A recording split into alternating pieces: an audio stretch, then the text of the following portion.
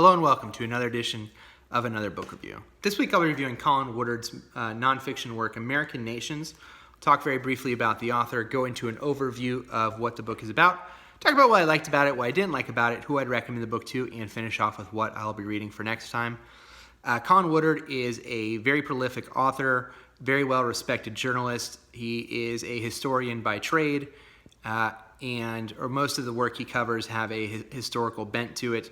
He was a consultant on the history of pirates for a video game. He had one of his works turned into a nonfiction work about pirates, published in the Christian Science Monitor, published in The Economist. From what I gather, this is still American Nations, his most well-known book. It came out in, I think, 2011. And what the book is his theory that instead of the United States being a set group of values that we all kind of commonly share, he explains how North America is really a confederation of 11 different cultures that more or less go along geographical lines.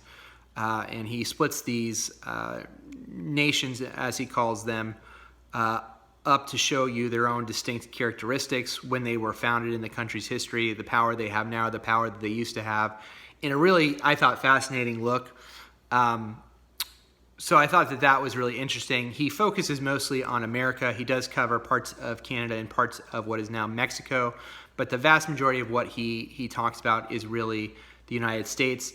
Obviously, the founding of Canada and the founding of what is now Mexico was also heavily involved Europeans quite a bit. And so he kind of explains those things, when they were founded, how that impacted the founding of what is now America. But really the idea that these regions have distinct characteristics politically, ideologically, and these ideologies have persisted over time. And he's kind of going back to the root of where this comes from based on the people who really founded these regions hundreds of years ago. And I thought that was really interesting. I thought the first third of the book, when he talks about the really American history, I guess we call it colonial history, but the history of the people who were in the country before it was officially a country, I thought was great. I thought it really, I think sometimes it's hard to, in America, understand what life was like before the country, and I think that the founding of the country is very straightforward, and it kind of all becomes a mash. And I think he does a good job of showing, no, really, there are these different groups. So you have the people who founded what is now New York. These people were really Dutch traders, and they were really all about mercantile, being able to do business with whoever they wanted to, with a high tolerance of religiosity, as long as it didn't involve messing up with their money. You have people who are down in Jamestown who are tobacco farmers.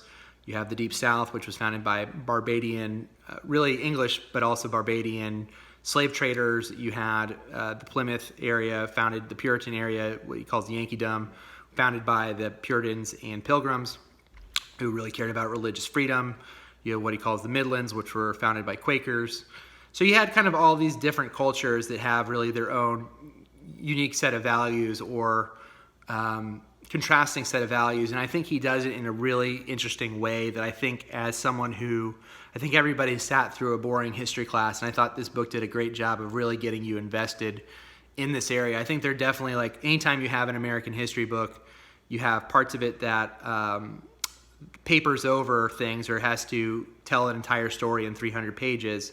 And so that's, to me, some of the cons, which I'll talk about a little bit later. But in terms of the pros, that first third of the book I thought was really great. I think the book is very well researched. I think he writes in a style that's very easy to understand. I think it moves at a pretty good clip, especially, like I said, the first third, the first half.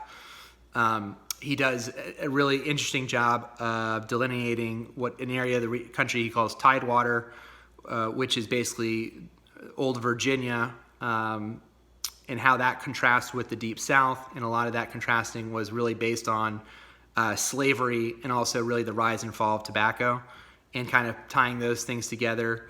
But I think, like the best historians, I think he does a good job of, in the back of your mind, you realize, oh, well, these are all people, like I'm a person, and these people also had political arguments and disagreements like we have political arguments and disagreements today. It wasn't really just everybody got on board and believed the same thing moving forward. It was really kind of the rise and fall of political power in the country based on these regions. And I thought that was a fascinating look at things. So I enjoyed all those, the difference between liberty and freedom. Those two concepts I thought was really interesting. So that was the good stuff. I think, like I said, the bad stuff, it feels like probably around the Civil War, that part from really the founding of the left coast and the founding of what is now what he calls the far west, which are kind of what I would refer to as like the mountain states of Utah and Nevada. That to me was a little bit less interesting, and I think he moves through it a little bit quicker. I think he does do a good job of really explaining and really breaking down why, the West Coast, so like the coast of California has a relatively similar political views to a place like Massachusetts. And the answer is because it was mostly founded by people who were from that region and so carried their cultural values with them to the West Coast. And so I thought that was really interesting, look at those things. On the downside, like I said, anytime you have a history of the United States you're trying to fit into 300 pages, there are parts of it that are going to be skipped over in favor of other parts. I think the parts when he talks about the Deep South, there were parts in it where I wish he had gone into more detail about the way he sets up the Deep South is essentially a pyramid scheme, really, with like the pharaohs at the top. There's a sliver there's a huge base of slaves at the bottom, and there's a swath of about 75% of people, white people, who were not involved at all in the slave trade. He doesn't really talk about those people, what they did, their political beliefs, what they were doing there at the time. It's all really kind of swept under the rug, in my opinion, or not swept under the rug, but didn't really go into any kind of great detail. I thought he did a good job of talking about the early history of slavery in the country. The book is not really a book about slavery, but the slavery is in the background. So it's there if you want it to be there, and he does touch upon it, and really the difference between indentured servants and slaves, white indentured servants, white slave, the history of the slave trade, why we went away from having people come from England and other parts of Europe to become indentured servants to basically the African slave trade. He does a good job of explaining all that. Again, if you're looking for something to go into great detail on those things, it's not really here. But to be fair to Colin Woodard, I don't think the book is really designed to be a deep dive on really any of these subjects. It's really to give you just a broad swath. And then finally, if there's one other part to criticize, the book ends on kind of a weird note where he's trying to predict the future of the different cultures in the United States. And I felt that it ends of him talking about the burgeoning political power of indigenous peoples. And the example he gives is really the First Nation area of what he calls the First Nation area of Canada, the indigenous people there, and the political power of the indigenous people, I believe, Greenland. And it just ended on kind of a strange note because most of the book is really about American history with a little bit of history of Mexico and even a really smaller bit of the history of parts of Canada. And so I thought it kind of ended on a strange place. But I don't think it was necessarily a bad place, but it didn't really tie the rest of the book together, in my opinion, very strongly.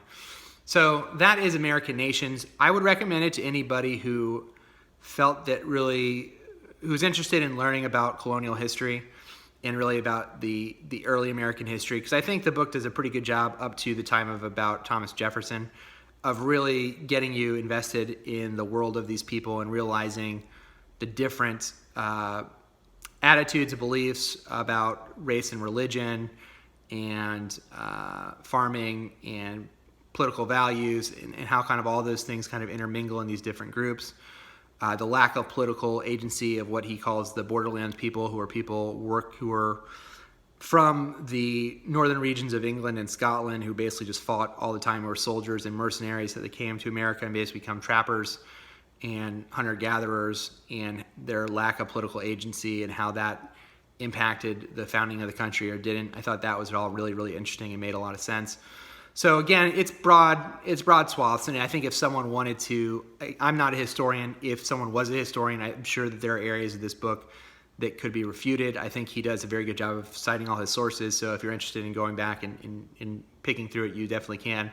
But in terms of broad swaths, I thought this was a very interesting book. If you're someone at all interested in that part of history from really, like I said, probably the pre-colonial days to Thomas Jefferson, I thought that was all great. I think from maybe the Civil War forward, it kind of lost a little steam for me, but overall I did enjoy it. And so that was American Nations by Colin Woodard. Next time I'm going to be reading Fire in the Valley, The Making of the Personal Computer. And until next time, please like the video, subscribe to the channel. And until next time, bye.